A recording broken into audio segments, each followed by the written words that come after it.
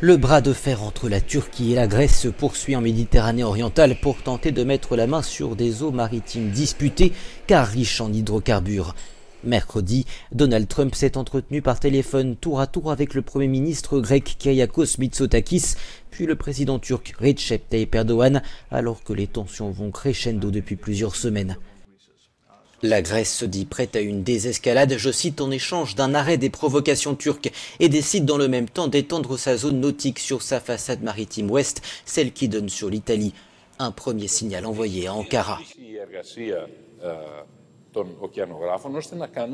Nous avons donné l'ordre aux océanographes d'achever le processus d'extension de nos eaux territoriales dans le cadre de l'accord que nous avons conclu avec l'Égypte.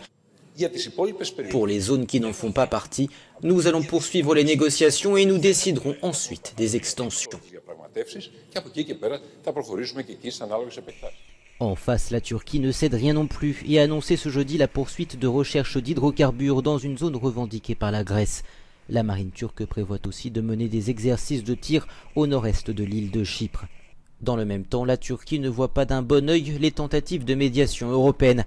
Le ministre turc de la Défense a accusé jeudi la France de contribuer à l'escalade en déployant des avions de guerre à Chypre en soutien à Athènes. À la place, Ankara appelle la Grèce à un dialogue direct avec la Turquie.